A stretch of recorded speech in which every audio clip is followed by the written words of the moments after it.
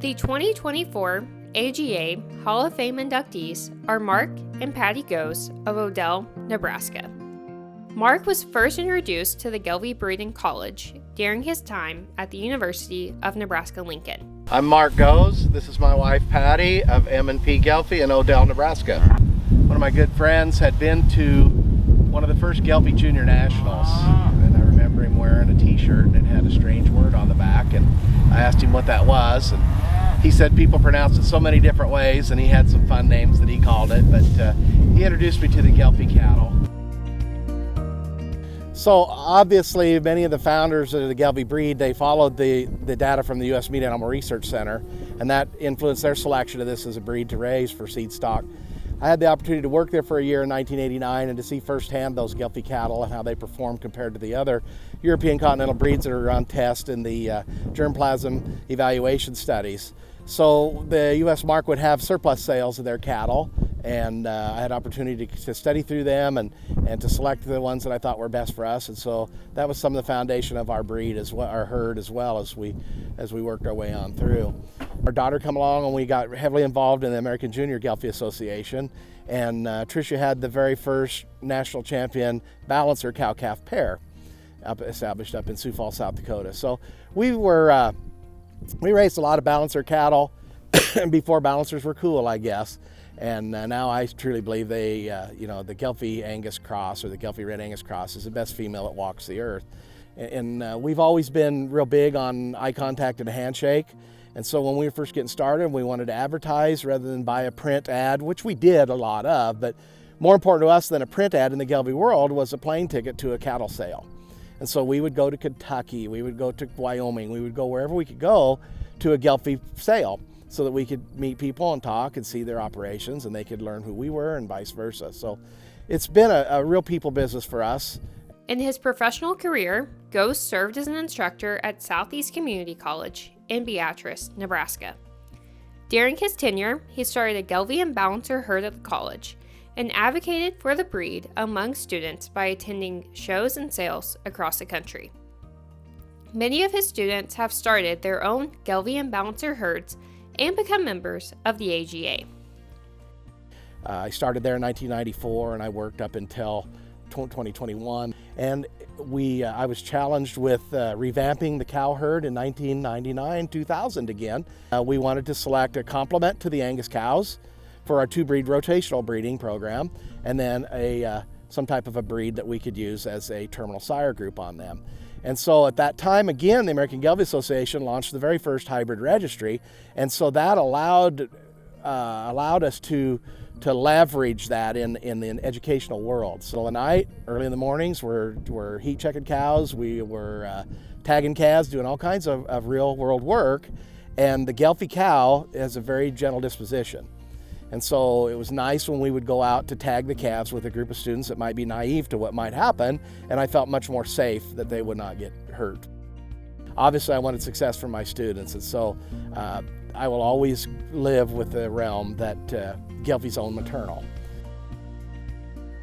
Goes continued youth education outside of the classroom by implementing the live carcass evaluation contest at the American Gelbvieh Junior Association Junior Classic. He procured the cattle, scheduled harvest slots, and explained the carcass results to the contestants. Through the creation of this contest, Goes helped connect live cattle production to the value of end product merit and consumer demand. One thing that I felt a need for, since many of the Gelbvieh producers are small breeders, many of them didn't have feedlots, and perforce they hadn't had much carcass exposure. And so our young exhibitors, I thought, needed some exposure to that as well. And so I think 5 junior nationals I put together with the help of my college, some steers that we would, some of the years we halter broke the steers so the students could actually get hands on them and handle them. And we would truck those to the junior nationals, and then the students would evaluate them and estimate their carcass potential. And then we would bring them back home to my hometown, and they'd be processed at a local mom and pop, where they would take the section of the 12th and 13th rib out. And I would bring that back the next day after chilling, back to the exhibitors, and then they would be able to go back and look at the ribeye areas, the back fat thickness, the marbling scores, and try to see really what's underneath the hide.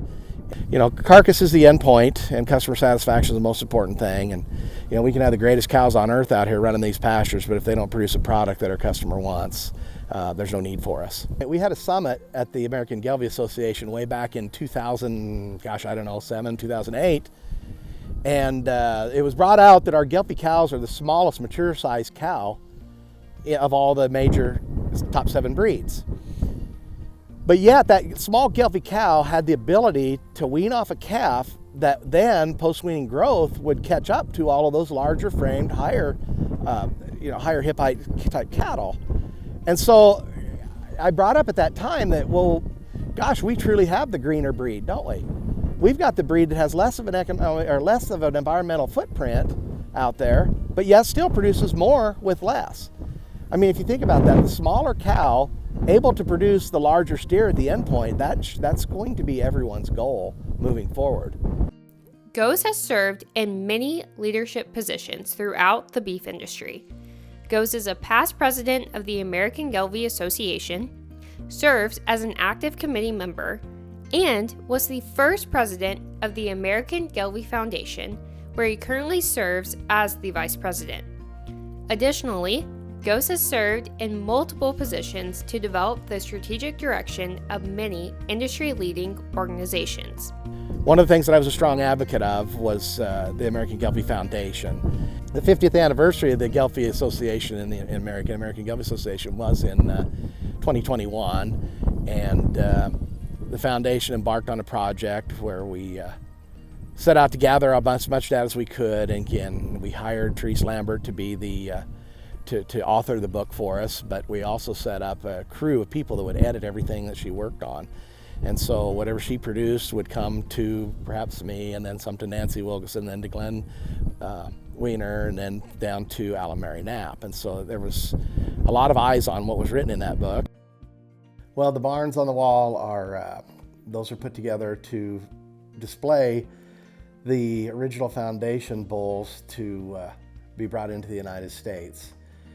I wanted to build something that would establish a posterity for them, and so we went and found some old barnwood from an old building on my operation that my grandpa had put up at the turn of the century, I believe, and then I had a cabinet maker make the cabinets to put them into, and we were also able to take a matching unit and have that placed away, so we have those genetics on file through the AGA for future years that we might come about. So that's kind of the story of the ampules that hang in the boardroom at the AGA.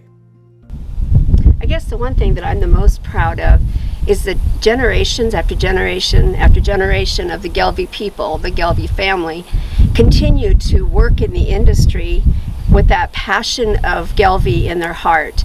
They may be working for USMEF or Cattle Trace or Cattle Facts or any of the other industries that are out there, but they have Gelbviehs in the forefront, and they don't allow the Gelbviehs to be pushed around.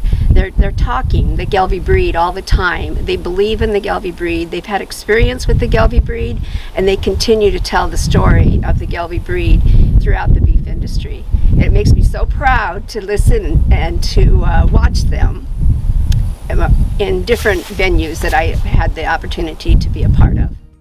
For people to respect us enough that they want to enshrine us in that Hall of Fame officially is well, we didn't set out to do that, but we're very proud and humbled that's taken place.